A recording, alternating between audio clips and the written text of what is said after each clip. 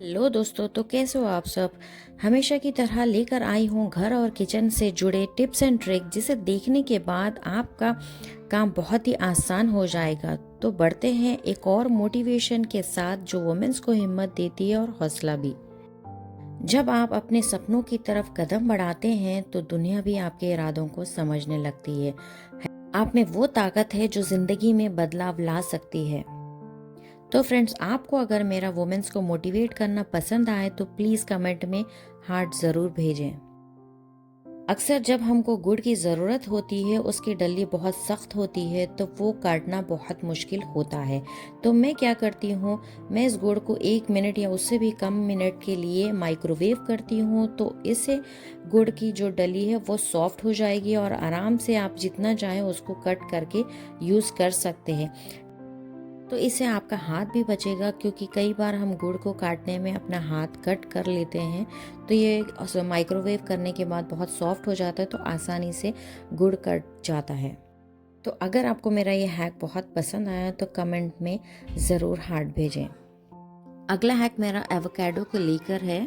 हम फ्रूट्स तो बहुत लाते हैं पर जल्द खा लेते हैं, क्योंकि वो जल्दी राइप होते हैं और ख़राब होने लगते हैं। तो एवोकाडो हम जब भी लाते हैं वो जल्दी राइप नहीं होता है। तो इसके लिए मैं आपको बहुत ही अच्छी ट्रिक बताती हूँ। तो दोस्तों, आप एवोकाडो को एक पेपर में बांध लीजिए, चाहे वो न्यूज़पेपर हो या फिर स्कूल के बुक्स के पेपर हो। आप उसे अच्छी तरीके से एवोकाडो को बांध लीजिए पेपर में, और इसको आप बनाना के साथ रखिए। ये बहुत ही जल्द अच्छे से राइप होने लगता है।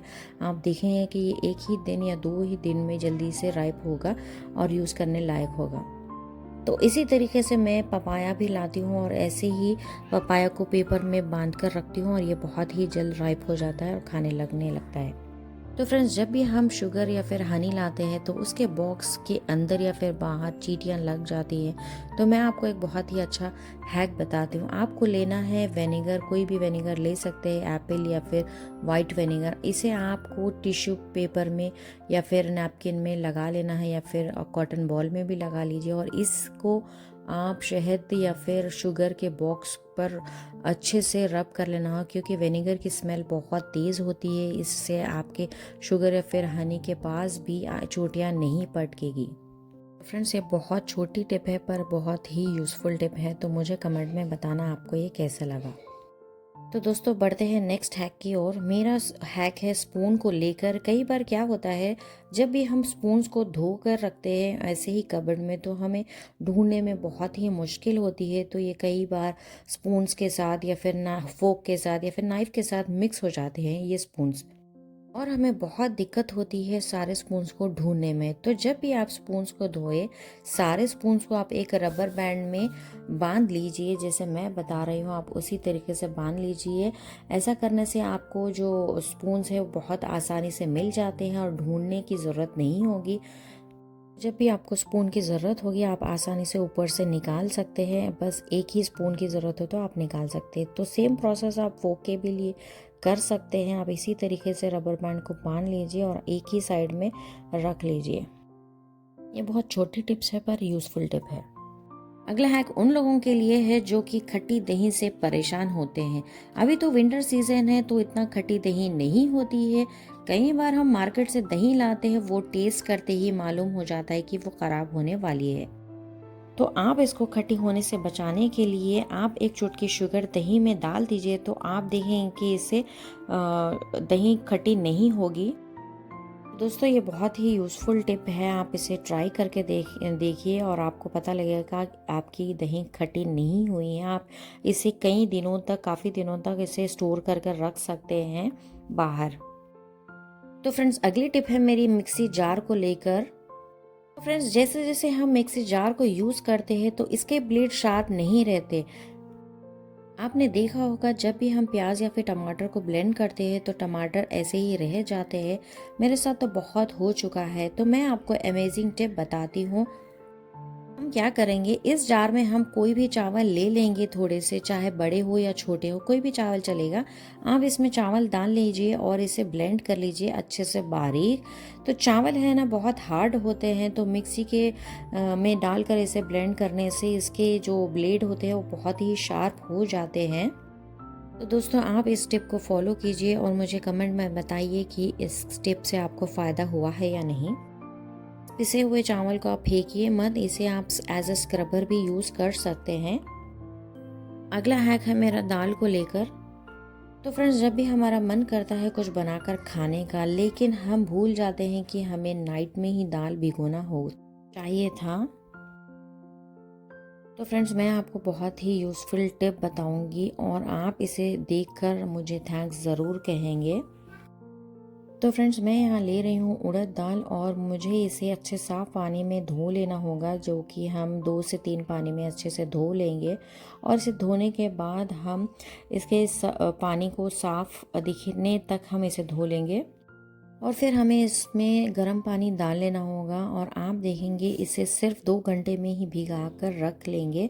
तो इस 2 घंटे में आपकी दाल सारी की सारी भीग जाएगी और आप 2 घंटे के बाद कुछ भी बनाकर खा सकते हैं, चाहे वो मेदू वड़ा रहो या इडली रहो या डोसा रहो, आप किसी में भी इस दाल को यूज़ कर सकते हैं। ये प्रोसेस आप कोई भी दाल के साथ कर सकते हैं, सिर्फ 2 घंटे में आपकी दाल बनकर भीग कर रेडी हो जाती है। अगला हैक है मेरा एग्स को लेकर।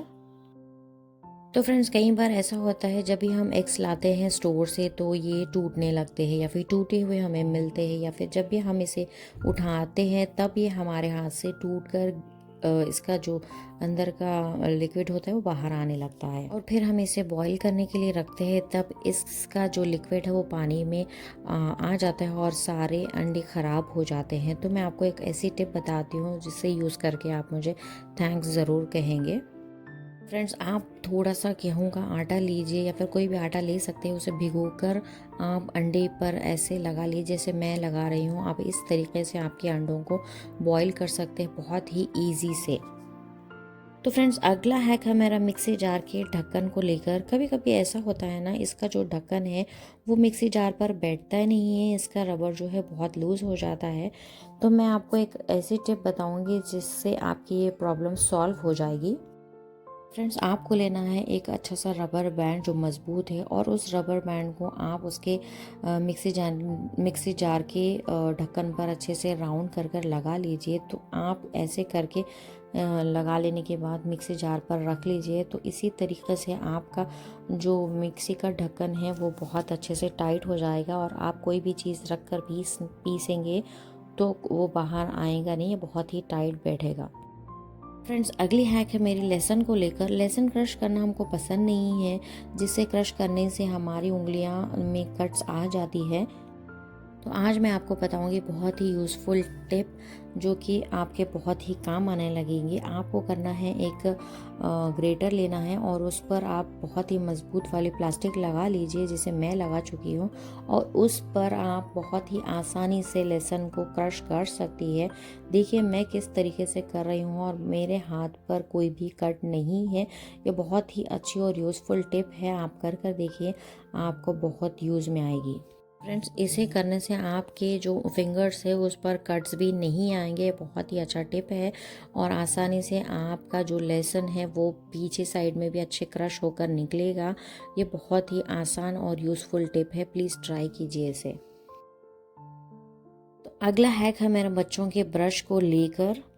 तो फ्रेंड्स हमारे जो बच्चों के ब्रश होते हैं उसको डीप क्लीन करना बहुत ही ज़रूरी होता है, क्योंकि बच्चों को है ना बहुत ही जल्द इन्फेक्शन होने लगता है, जो कि इसी ब्रश से या फिर किसी और चीज़ से होता है। तो ब्रश हमें बहुत ही अच्छी तरीके से क्लीन करना होगा, बहुत ही ज़रूरी है।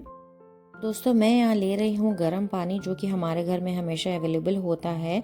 तो मैं इसमें डाल लूँगी थोड़ा सा गर्म पानी, कोई भी बोल में या फिर किसी भी चीज़ में आप ले सकते हैं जिसमें आप कंफर्टेबल हो। और उसमें मैं 1 टेबल स्पून नमक डाल रही हूँ, जो सेंधा नमक होता है घर पर, उसको हम इस पानी में डाल लेंगे और अच्छे से मेल्ट होने तक इसे छोड़ देंगे। और इसी तरीके से आप बच्चों के ब्रश को अच्छी तरीके से क्लीन कर सकते हैं। और आप चाहे तो विनेगर का भी इस्तेमाल कर सकते हैं। आप ऐसे ही पानी में इसे डिप कर कर रख लीजिए विनेगर के साथ, फिर आप साफ पानी से इसे अच्छे से धोकर अपने बच्चों को दीजिए ब्रश करने के लिए। इससे बच्चों को ना इन्फेक्शन होगा। और तो देखते हैं अगला हैक।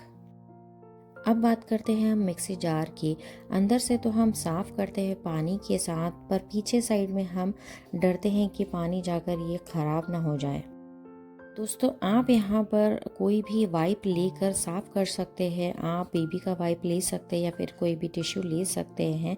इसे लेकर आप साफ़ कर सकते हैं, तो ये बहुत ज़्यादा गीला नहीं होता है, तो अच्छे से साफ़ हो जाता है और अच्छे से गंदगी निकल जाती है, जैसे कि मैं कर रही हूँ। इसी तरीके से मैं अपने ग्राइंडर जार को बहुत अच्छी तरीके से साफ़ करती हूँ।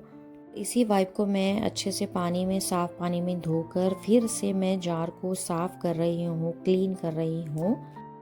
दोस्तों, हमें यहाँ पर कोई पानी की ज़रूरत नहीं पड़ी, ना ही हमें कोई ब्रश की ज़रूरत पड़ी। तो ये बहुत ही यूज़फुल हैक है, आप इसे ज़रूर ट्राई करें और मुझे कमेंट में बताएं।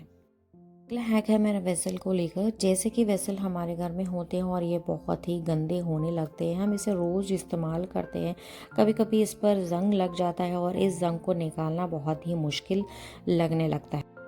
आजकल जो नए वेजल्स आ रहे हैं, इसे निकाल कर हम अच्छे से साफ़ कर लेना चाहिए। कुछ वेजल्स में जंग लग जाता है, तो हमें इसे अच्छे से नींबू के इस्तेमाल से हम इसे अच्छे रगड़ कर इसे धोना चाहिए, यानी रब करना चाहिए और इसे 2 मिनट के लिए इसे रेस्ट करने के लिए छोड़ देना चाहिए। फ्रेंड्स, मैं हमेशा नींबू या फिर विनेगर के साथ इसे अच्छे से रब कर कुछ देर के लिए छोड़ देती हूँ और इस तरीके से इसका सारा जो जंग है, मैल है, ये बहुत अच्छी तरीके से निकल कर आ जाता है। नींबू यूज़ करने से मुझे बहुत फ़ायदा होता है, तो मैं हमेशा नींबू ही यूज़ करती हूँ और मिनटों में मेरा ये जो वेज़ल है बहुत ही अच्छे से क्लीन हो जाता है। बस आपको नींबू बहुत अच्छे तरीके से रगड़ना होगा। 2 मिनट के लिए इसको रख दीजिए। 2 मिनट रखने के बाद आप एल्युमिनियम फॉइल से ईज़िली आप साफ़ कर सकते हैं। ये बहुत छोटी सी टिप है, पर बहुत ही यूज़फुल है। आप इसे यूज़ करके देखिए। मैं इसे एल्युमिनियम फॉइल से ही रगड़ती हूँ, क्योंकि ये कहीं भी छोटे होल्स में भी जाकर अच्छे से स्क्रब करता है। तो ये आप ट्राई कीजिए। आप चाहें तो कोई भी बर्तन जिसमें जंग लगा हुआ है, उस बर्तन को आप नींबू से अच्छे से रगड़ कर उसे कुछ देर के लिए रख कर और साफ़ पानी से धो लीजिए, तो आप देखेंगे कि जितना भी जो जंग है वो उस बर्तन से चला जाएगा। आप इस टिप को फॉलो कीजिए और मुझे बताइए कि आपको ये टिप कैसी लगी है। तो देख सकते हैं आप, मैंने अच्छी तरीके से वेसल को साफ़ कर लिया है। बहुत ही अच्छी तरीके से क्लीन हो चुकी है और शाइन भी कर रही है। तो प्लीज़ इस टिप को आप फॉलो कीजिए और मुझे कमेंट में बताइए कि आपको ये टिप कैसी लगी है।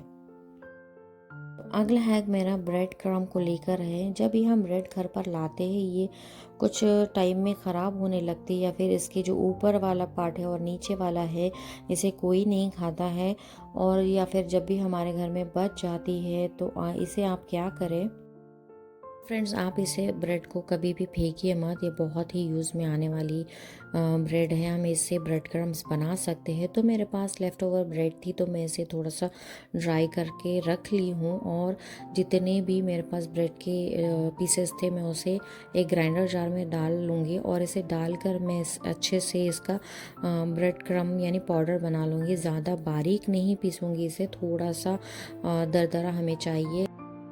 इसे अच्छे से पीसने के बाद मैं यहाँ एक पैन में इसे डाल लूँगी और अच्छे से रोस्ट करूँगी कुछ मिनट के लिए।